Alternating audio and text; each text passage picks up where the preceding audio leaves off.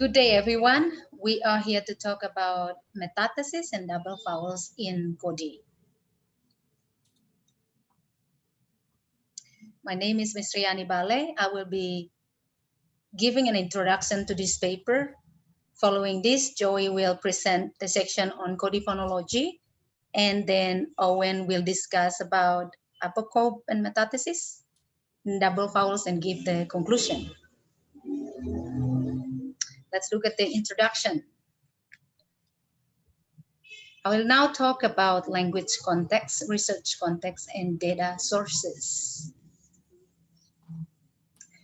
Kodi is one of the 9+ indigenous languages spoken on the island of Sumba in the province of East Nusa Tenggara, Indonesia. Kodi is spoken by approximately 93,000 people, according to the Indonesian government census in 2010. You can, Kodi has 4 dialects: Kodi Mangedo, Kodi Balagar, Kodi Bokolo, Kodi Utara, and Tukang Bukambero. You can read more about Kodi and other languages in Sumba from Joey's latest paper, which is in the bibliography. So languages in Sumba can be categorized as Central Malayo-Polynesian languages. They are located in the south of the Indonesian archipelago. Kodi is located on the western tip of Sumba Island. It is bordered by Laura, Weyewa, and Gaura to the east. However, these languages are quite different than Kodi. The ideas of this paper were studied in 2018 when Sulu Insan Lestari partnered with the local government school authorities in Sumba to create local reading material in Kodi. This program was one of the many sponsored by Australian Indonesian Partnership Fund Inovasi for Anak Sekolah Indonesia. To produce these reading materials, a community-based participatory approach was used to establish a Kodi alphabet. Kodi phonology is complex, and it took several community consultation and analysis to come up with the preliminary alphabet.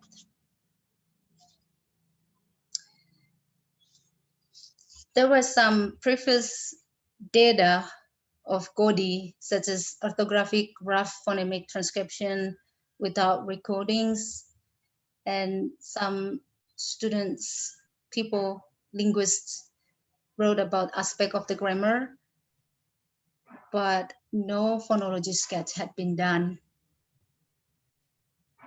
The primary source for this paper was a 2018 recorded word list from Kodi speakers, where each word was repeated 3 times in the longer and short forms.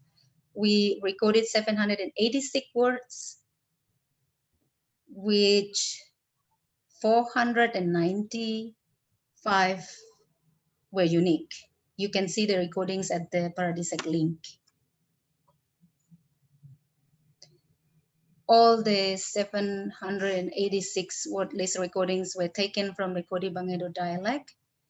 There were 3 main speakers: Rufina Kaleka, Jacob Ramone, and especially Menciana Tamuinya. Many thanks to their wonderful contributions. Now, thank you, Miss. So just to give a quick introduction to some of the basic aspects of Kodi phonology, I'll talk about the phonemic segments, the syllable structure, and how stress and vowel length normally works.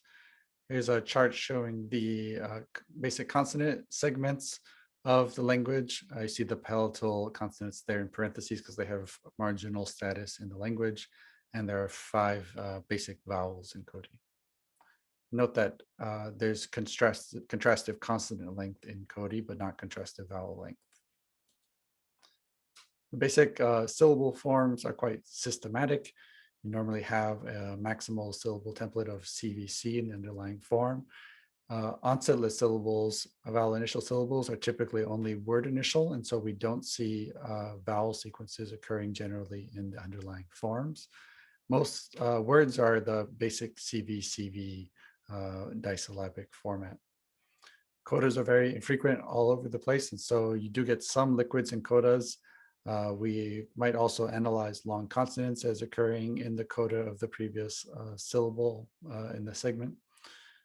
And then there's a few words that exceptionally have a consonant at the end of the word.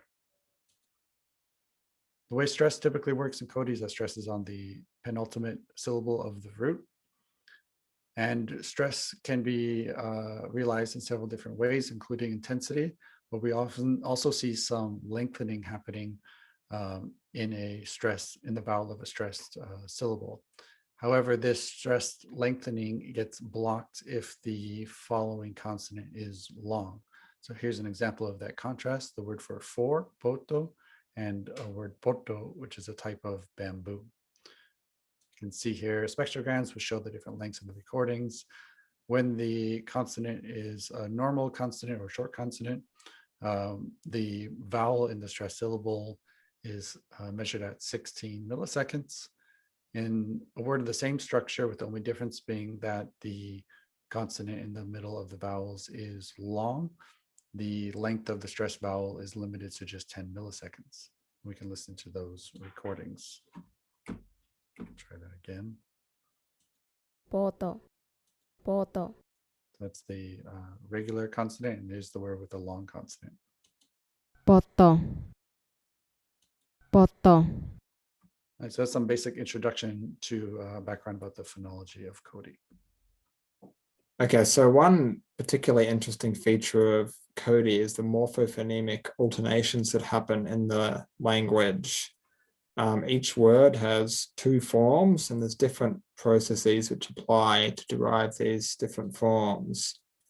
So in 1979, the anthropologist Hoskins was told by Kodi speakers that they knew quite well how to write the language with Indonesian letters, but that Kodi, like English, is a language that is not always written the way it's produced.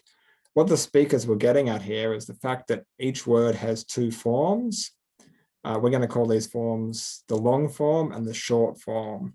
The short form is derived from the long form via a number of different processes. We're going to talk about two in this paper: Apocope, or vowel deletion, and metathesis. And we'll talk about the fact that metathesis creates double vowels. So first of all, some examples of apocope. So you've got the long form, you've got the underlying form on the far left, then the long form and the short form from which it's derived. And the short form is derived by deletion of the final vowel. So we're going to hear some recordings. You'll hear the long form 3 times and then the short form 3 times. So we'll have rain. Ura. Ur.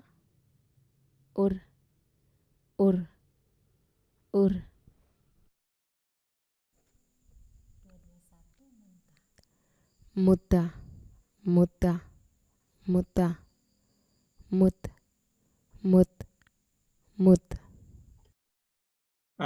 And so, yeah, apocope applies to a certain set of words. You'll also see, you might have seen in the last word on that list, you can also have the antepenultimate vowel will get deleted to derive the short form.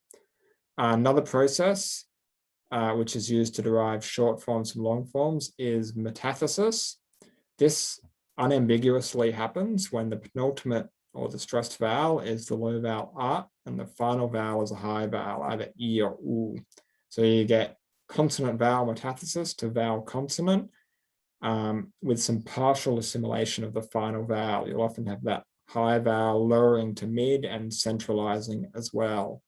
Got 4 examples on the next slide, and we'll play the first 2. Again, you'll hear the long form 3 times. Watu. Wout.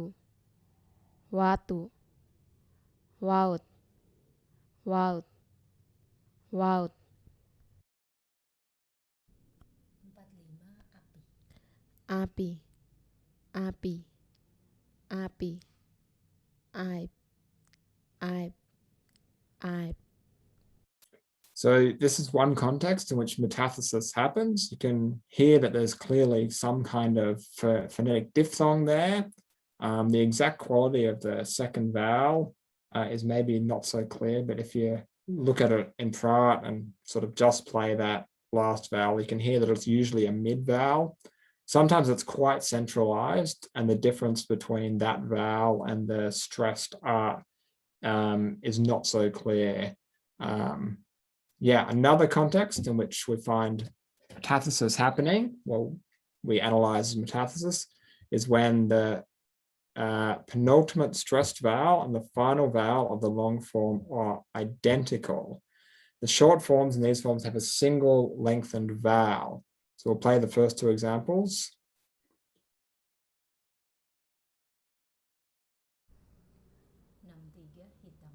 Mete, mete, mete, met, met, met. Pandende, pandende, pandende, pandende, pandende, pandende. Yeah, so you'll hear that there's only a single vowel in the short form there. It sounds long, but the question is how we analyze this. We've only got a single vowel, and we could analyze this as an instance of apocope vowel deletion with some compensatory lengthening. So maybe Kodi has a bimoraic word minimum requirement. Words have to have at least 2 morae, and a long vowel would constitute 2 morae. So maybe there's vowel deletion, and then that vowel gets, the vowel that's left over gets lengthened. Or we could analyze this as metathesis, say a consonant vowel metathesis with a resulting underlying double vowel, that is a sequence of 2 identical vowels. We can see in the spectrogram the vowel of the short form on the right is clearly longer than the vowel in the long form. I've got 22 milliseconds and 16 milliseconds. But the question is how we analyze this length. We claim that they're double vowels, an underlying sequence of 2 vowels. If double vowels are part of the phonological system, they should be phonetically distinguishable from stress-induced lengthening. So when a vowel is stressed, it's lengthened, but we should be able to distinguish double vowels from that again. The problem is that length is relative. So we can't just take 2 random words from, different recordings and say, well, this one's longer than that one, therefore we have double vowels. So the way to deal with this is to compare a whole lot of different recordings in the aggregate. So what we did is we measured the lengths of the stressed nucleus in both the long form and short form of a word. Each word is repeated 3 times, and we compared the first utterance of the long form with the first utterance of the short form, and we compared the lengths of the vowels in each form. We did the same for the second and third utterance. There's always an increase in length in the short form, and we calculated the increase of length of that short form vowel compared to the stressed vowel in the long form as a percentage. And here are the results. In putative cases of apocope, like ruta tarut, on average, that single vowel in the short form is 6.8% longer than the single stressed vowel in the long form. We find it's a bit longer when you have deletion of both a final and antepenultimate vowel. In cases of unambiguous metathesis, that's the second red row there, we find that the length of the entire diphthong is about 46% longer than the length of the single vowel, single stressed vowel in the long form. And we find that for words which have identical penultimate and final vowels, the length of the single vowel which surfaces in the long form is quite comparable to unambiguous cases of metathesis. It's 35% longer than a single vowel, and that is significantly longer than cases of apocope by a margin of 30%. So this shows that so we've got a tendency for compensatory lengthening in the short form. Stressed nucleus is longer in a word where the syllable is deleted, but the average lengthening when the penultimate and final vowel of the underlying root are identical is on par with unambiguous cases of metathesis and much longer than compensatory lengthening. So this is evidence that Kodi has metathesis, which results in double vowels, a sequence of two identical vowels. So in conclusion, Kodi provides evidence for double vowels, and double vowels mean that metathesis is even more common in Kodi than just initial inspection of the raw phonetic word lists might indicate.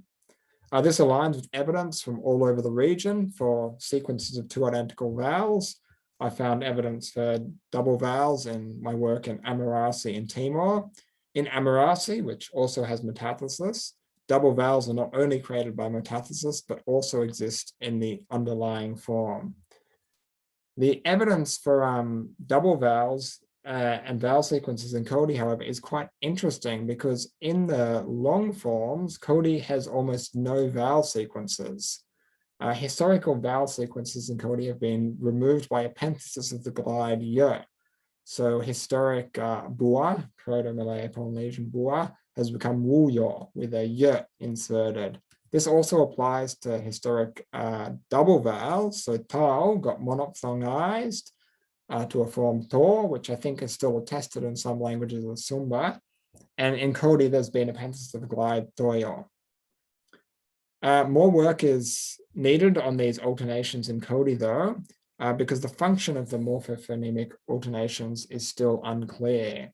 We only have words recorded in isolation. We need to get textual data and more naturalistic data to determine what function they have. Looking at languages of the area, there's a couple of possibilities. Metathesis and these morphophonemic alternations, they could have a morphological function.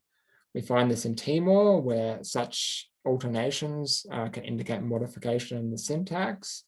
Another possibility is that the short forms could be a kind of contraction. This has been reported for Quata I in the Solomon Islands, where each word has two forms, where the second form, the derived form, is sort of the everyday form, comparable to couldn't in English, which is derived from could not, with this longer form only used in specific contexts. Thank you.